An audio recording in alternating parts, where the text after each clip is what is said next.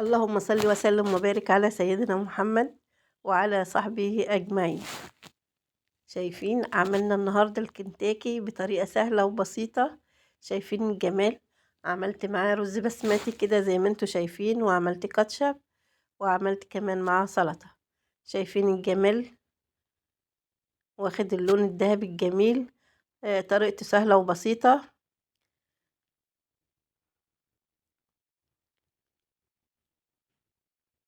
وجبة خفيفة ممكن تعمليها في أي وقت.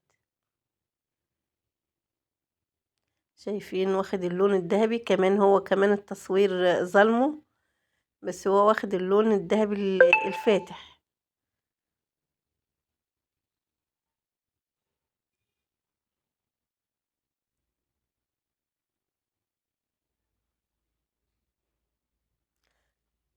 تعالوا كده نشوف طريقتنا في الكنتاكي. انا هنا معايا حوالي نص فرخة. الفرخة ممكن تعمليها على 8 قطع. انا هنا قطعتها نص فرخة، عملت ورك وصدر منها، وعملت فيه فتحات كده صغيرة زي ما انتوا شايفين. ممكن تكبري ممكن تصغري القطع على حسب ما بتحبي، بس النص فرخة هنا عمل كمية كبيرة قوي. معايا التوابل: ملح، فلفل اسود، كمون، توم باودر، بصل باودر، بابريكا، شوية شطة كده صغيرين.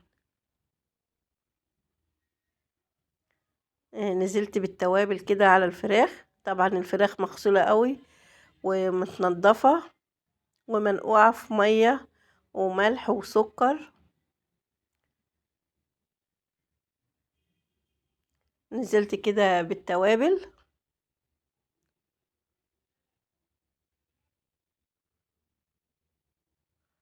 هنزل كده بعلبة زبادي. لو عندك لبن ممكن تحطي 4 معالق لبن.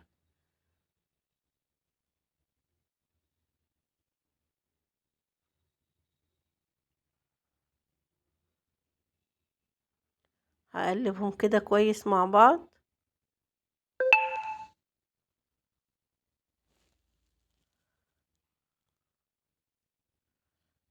بعد ما قلبتهم كده كويس،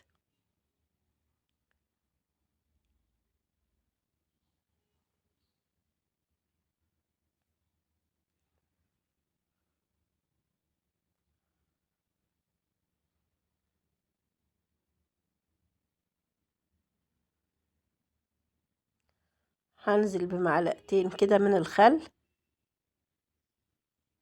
ممكن تضيفي عصرة ليمونة كمان معاه. هنقلبهم كده لحد ما كل قطع الفراخ تاخد من التتبيلة. بصراحة التتبيلة ريحتها حلوة قوي.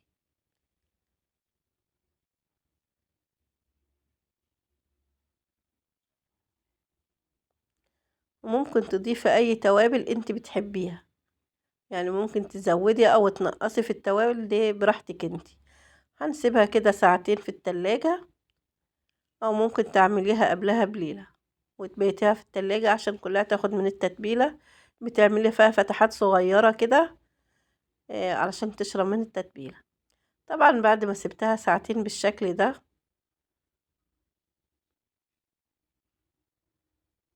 كلها شربت من التتبيلة كده زي ما انتوا شايفين.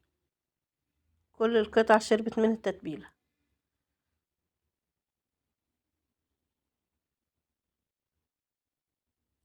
معايا هنا حوالي كوباية دقيق. انت بتزودي الدقيق على حسب الكمية اللي انت عاملاها. عليهم معلقتين من النشا، عشان النشا بيدينا القرمشة اللي بتشوفوها كده في المطاعم. نزلت بالنشا كده على الدقيق.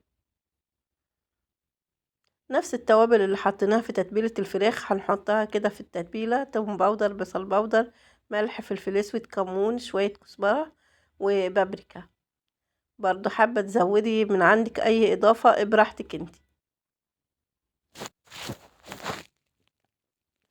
بعد ما نزلنا كده بالتوابل هنقلبهم كده مع بعض. النشا والدقيق والتوابل.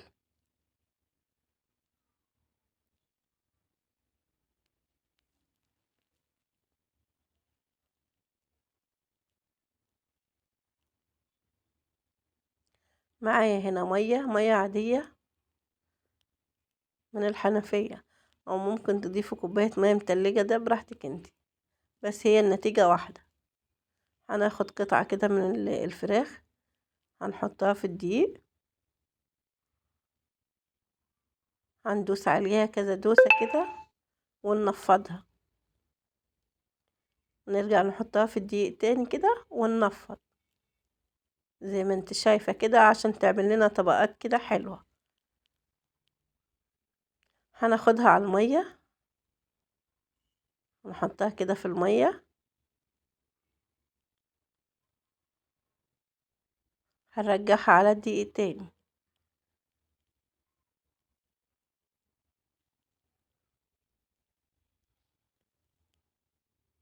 بتشيلي وتنفضي فيها كده كذا مرة.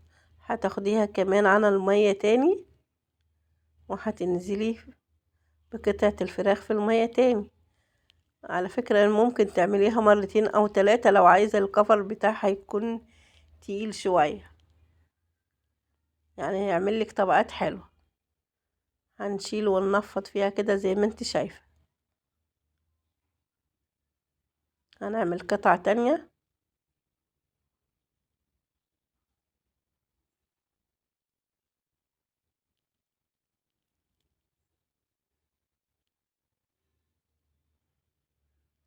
بنشيل ونحطها في الدقيق، ونرجع ننفض كل الدقيق منها تاني وندخلها في الدقيق تاني. هنحطها كمان في المية، يا دوب كده بتحطها في المية وبتشيليها تاني علشان كل الطبقات تثبت معاها او تثبت عليها كده زي ما انتوا شايفين. عايزة اقولك كم كوباية الدقيق هي دوب على نص الفرخة اللي انا عاملاها، وكمان نص الفرخة بسم الله ما شاء الله عملت حوالي 8 قطع. يعني انت ممكن لو الفرخة كبيرة تعملها على 16 قطعة. هكمل كل الكمية كده ونشوفها كده بعد ما تخلص. كملت الكمية كلها كده زي ما انتوا شايفين.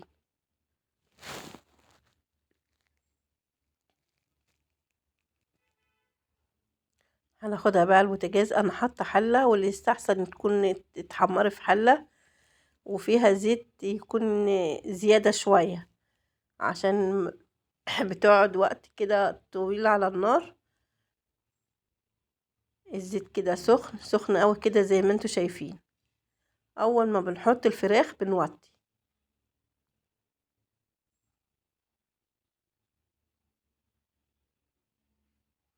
بتقعد على النار حوالي تلت ساعة ومتخافيش، بتكون مستوية وجميلة، ما بتقلبهاش الا لما الناحية اللي تحت كده تكون اتحمرت وخدت اللون الذهبي الفاتح، بعد كده بتقلبيها.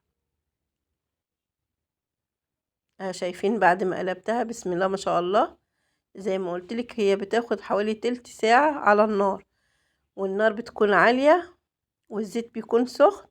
بعد كده بتوطي النار، يعني النار بتكون متوسطة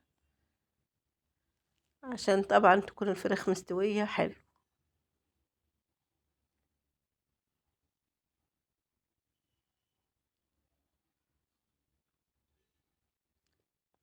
شايفين هي كده استوت.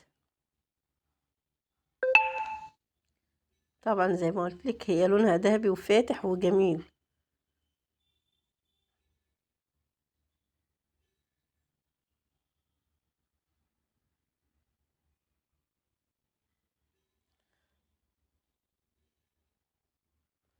انا طلعت الكمية الاولى وحطيت كمية تانية كده زي ما انتوا شايفين.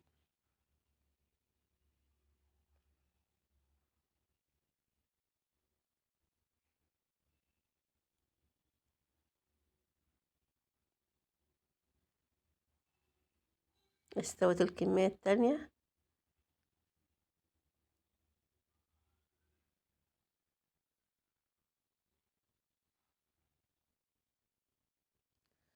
شايفين شكلها بعد ما طلعتها بسم الله ما شاء الله. طبعا هي مقرمشة من بره وطرية جدا من جوه.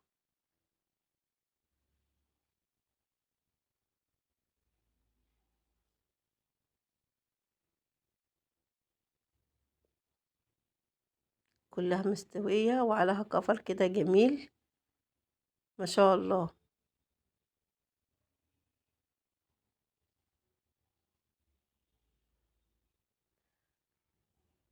طبعا لو محتارة في الغدا او محتارة تعملي ايه بنص فرخة، هتعملي الكمية دي كلها. شايفين ما شاء الله.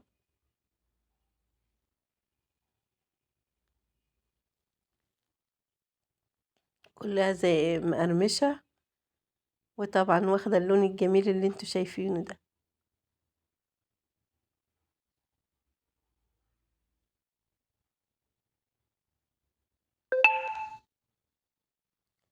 حاجة حلوة كده وسهلة، ممكن تعمليها زي ما قلتلك لو ما عندكيش الا نص فرخة.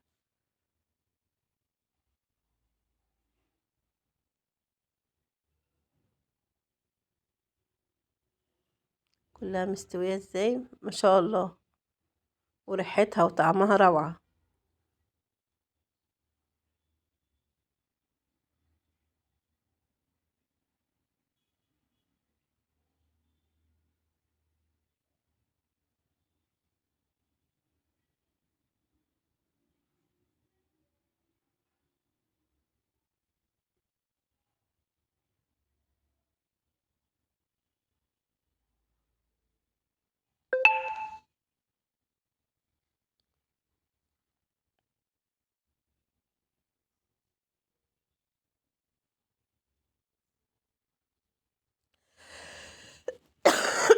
ايه ده؟